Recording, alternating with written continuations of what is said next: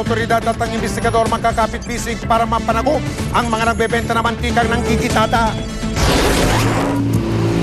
Sa kahabaan ng Road 10 sa Tondo, Maynila, isang kadukyutan na nga minasaksihan ang ilang mga pwesto rito kapalmuks sa pagre-recycle ng mantika. Nang mapuna namin ang mismong proseso at makabili ng kanilang finished product, agad bumuo ng grupo ang mga kamani ng Health and Sanitation Division at ang mga operatiba ng Manila City Hall Public Assistance o Manila CHAPA. Matapos mabuo ang planong paghuli sa nagbebenta ng recycled oil, agad silang tumungo sa naturang lugar kasama ang investigador. Pagdating sa target area, isang police asset na ang nagtanggap na bibili ng recycled na mantika. Isang galon lang, katulad kahapon. Matapos makabili, ito na ang hudyat ng mga operatiba.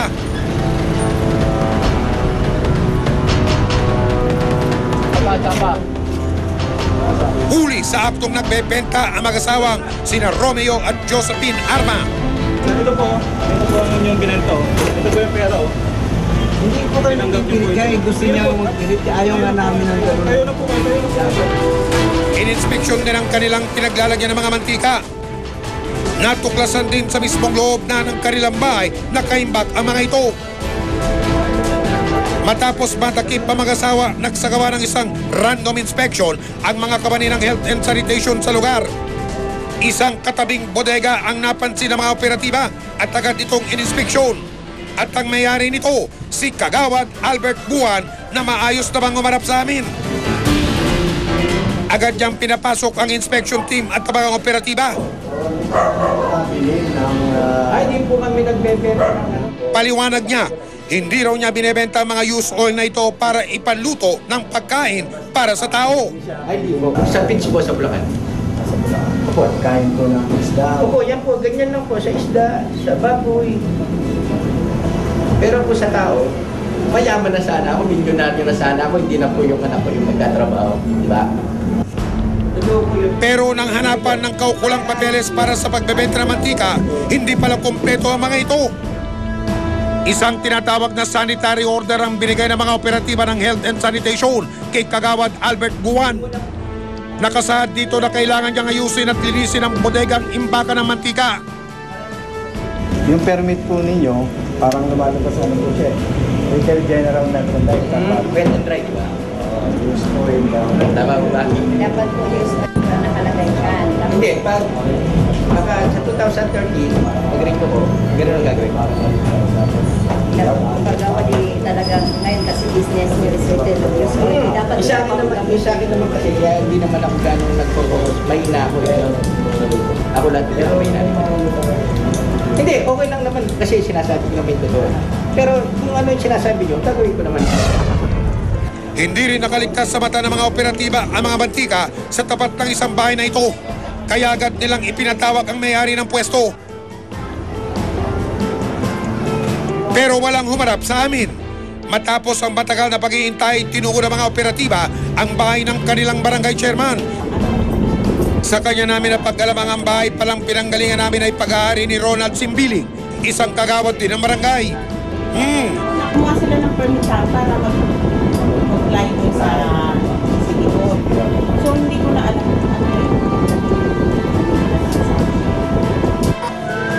Ilang sandali pa ang anak na si Ana ang umarap sa aming grupo. Isa-isang ininspeksyon ng mga lata ng mantika sa harap ng kanilang bahay. Hindi po siya tamang pag-imbakan ng mga ganito. Unang-una, flammable to. Pwedeng pagsimulan ng sunog. Pangalawa, obstruction siya. Pangatlo, madulas yung nandito sa harapan ng bangketa. Yan. Aring makadulas. Pangalawa, walang tamang tapunan. Pero ayon kay Ana, hindi raw niya alam para saan ang mga gamit na mantika o used oil na negosyo ng kanyang mga magulang. Hindi ko po alam kung saan po nila. Kasi hindi po ako ganun ka nagtatanong about sa business ng parents ko. Pero hindi ito pinalusot ng mga operatiba.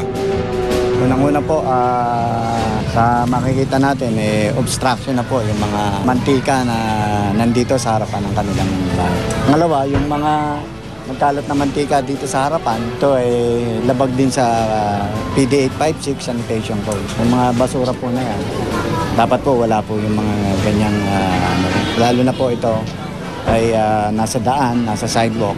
So hindi po ito makakakuha ng permit sa sanitation. Isang sanitary order din ang binigay sa anak ni Kagawad Simbili para maiayos ang mga nakitang paglabag. Maaaring makapinsala rin daw sa kapaligiran ang pagpoproseso ng mga mantika sa hindi tamang pasilidad. Agad kinumpis ka ng mga kamani ng Health and Sanitation ang ilang lalagyan ng mantika para ipasuri. Sa itsura pa lang daw ng mga pwesto ng mga mantika, malinaw na paglabag na ito sa batas. Naalis lang yung mga solids na sediment. Yung mga sapal niya, yung mga pinagprituan ng manok o sana food chain galing ito. So ganun, pero hindi pa rin siya fit for human consumption.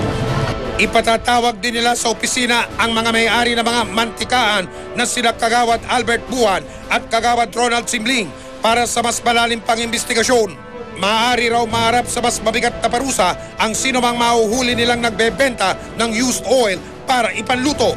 Ang magiging ano po namin ay kinakailangan, ni-issuehan po namin siya ng sanitary order katulad po ng binigay natin.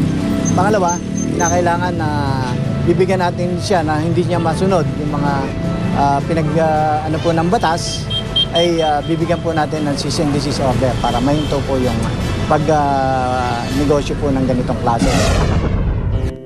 Sa tanggapan ng Chiapa sa Manila City Hall, nagpaliwanag ang mag-asawang Romeo at Josephine Arma. Mantika na yun, hindi talaga pambinta yun, panggamit sa ano yun, page. Kaya nagpupumilit sila, yung mantikang gamit namin, panggamit sa pang-araw-araw, yun ang naibinta ko sa kanya. Meron po yung may kumukuha sa inyo sa fishbowl. Ay, noon pa yun, dati pa. Pero hindi naman na siya kumukuha sa amin.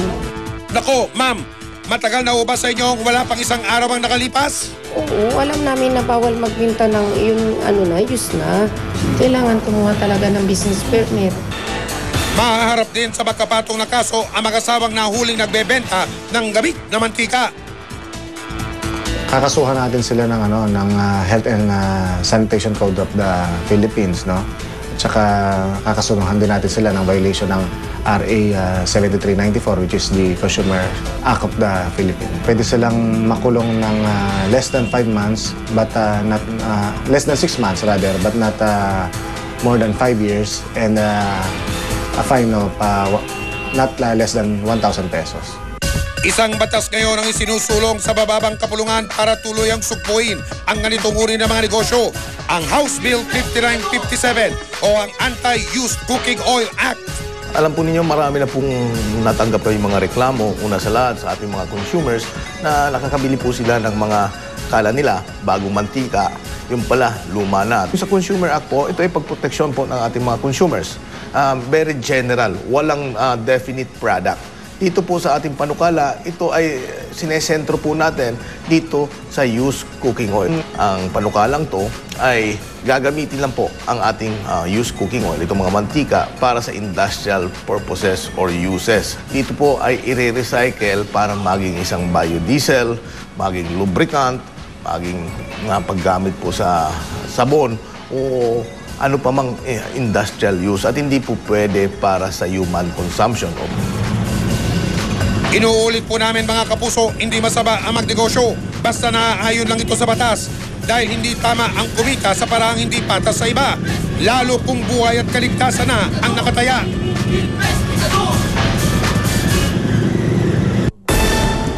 Susunod, Baki-Baka, huwag matakot. Ilang residente ng isang subdivision sa Bacoor, Cavite, pikon na raw sa mga bakang at home at siga ng kalye. Nadadaanan na ng sasakyan, papasok sa opisina. Ang sasakyan ko, dala-dala yung dumi na nakadikit sa gulong.